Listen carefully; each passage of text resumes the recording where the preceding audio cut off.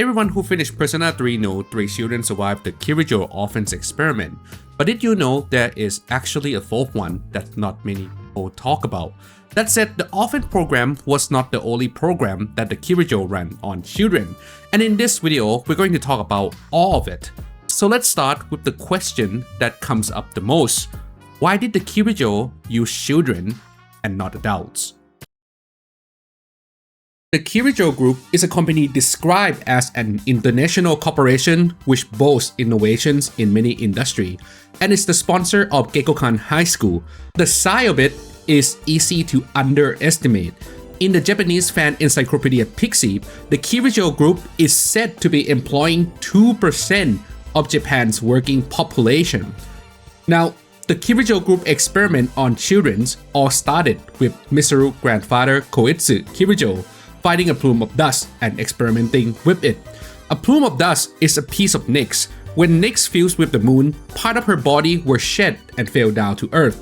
They were said to exist between mass and information, having properties of both and carrying the same space-time manipulation powers that shadows have. In 1999, one of the experiments went wrong and exploded. It killed Koetsu along with most of his research staff, and what is left behind was the Dark Hours and the towers called Tartarus.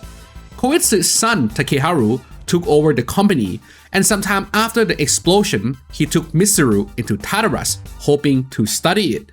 He brought a group of escorts with him, and every one of those men, air quotes, was an artificial persona user the Kirijo Group has manufactured. But because their potential did not develop naturally, one of them immediately lost control at the entrance and turned into a shadow. It went after the people it had come in with, and when it turned on Takeharu, Misaru's own persona awakened, and she used that persona to defend her fathers. From then on, the Kirijo Group experimented on children because what happened there was a proof to them that a child could awaken to a persona naturally without turning into a shadow. Now, most people only know about the orphan experiment that produced Strega. However, the Kirijo Group actually ran 3 different programs on children, and the other 2 are just as bad. The Anti-Shadow Suppression Weapons were part of the same shadow research. The Kirijo Group wanted a machine that could wield a persona and fight shadow. The first 3 generations were vehicle. From the 4th generation on, they were built in the shape of human, because a human shape made it more likely that the machine would develop an ego, and you need an ego to awaken a persona. The plume of dust is what makes those machines work. In the club book Q&A, Ikusuki tells Aegis that inside her personality module, there are 2 equally sized plume of dust crosses in the shape of a butterfly. In the same answer, he admits they were never able to work out the inner working and principles of the plume, so her mind is a black box to the people who built her. That said, the Kirijo were not able to write a personality from scratch either, so they copied one from a real girl. She was ill, and it was this illness that made her want to be useful, so she allowed herself to be used in the experiment. The anti-shadow machine were then built and tested on Yakushima, and to gather combat data, the earlier units were made to fight each other to death. After a unit was destroyed, its memory then were transferred into one that survived, and forward again into every unit built after it. And remember this, every one of those units technically had a sick girl personalities inside it. So it depends how you view concept of personality and consciousness, but one could really say that technically these androids are children being made to kill each other over and over again.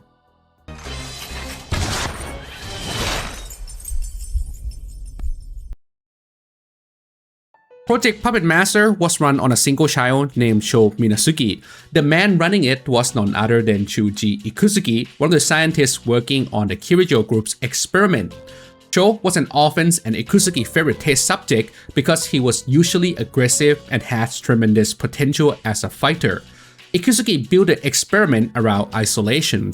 He kept Sho away from the world so he could not form ordinary bonds with anyone, and fighting became the only way he knew how to connect with peoples.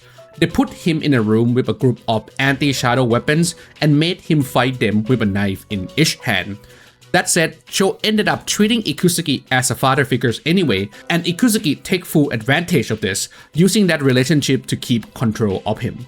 To induce a persona, the scientist implanted a plume of dust into his brain. The plume produced a second consciousness in the same body named Minazuki, and Minazuki was the one who developed a persona, Tsukiyomi. Eventually, Minazuki tried to kill Ikusuki over the way they were being treated, so a second experiment had to be conducted in an attempt to erase Minazuki and keep the persona. It, however, failed, and it left Cho in vegetative state. Ikusuki then put him on life support in a hospital in Inaba. Now, there's another thing worth mentioning here, and that's Cho's family's name is written with the same character from Moon, just like how Ikusuki's own name is. Also, Cho found out later that despite throwing him away, Ikusuki has been paying his medical expenses the entire time he lay in that hospital and had left him with a large inheritance, which adds a small layer of a mystery to one of the most straightforward villains in the entire series. The last of the three programs is the largest by far. The Kirijo Group rounded up 100 orphans living on the street from all across Japan and tried to awaken their persona artificially.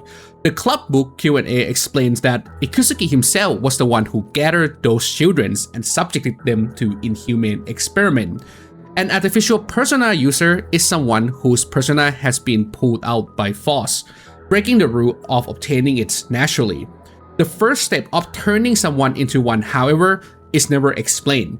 But when a persona is awakened in this way, it becomes aggressive and turns on its user, and several of the children were killed by their own persona. To stop their persona from killing them, the survivors were kept alive with a suppressant drugs. However, the drugs are also lethal themselves. They drastically shorten the lifespan of the user, and they take away the body's abilities to regulate its own temperature. The club book then explained what happened next.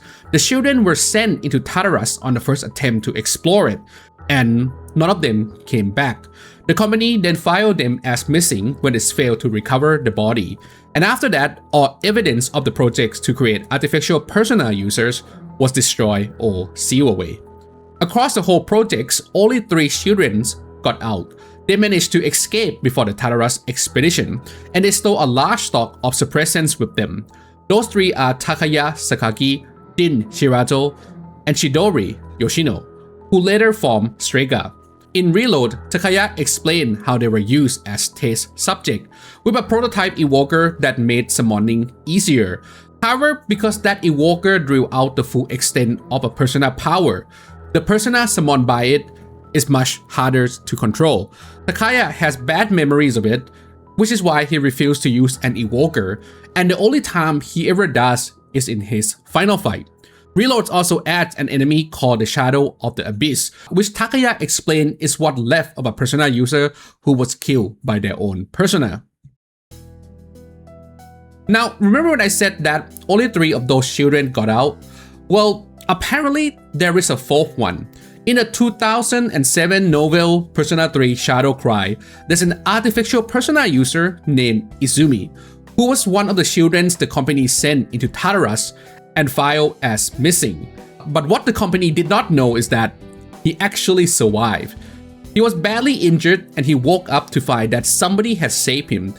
He has then been living an ordinary life ever since, working part-time at Hakagure Ramen and living with a nurse and her little daughters.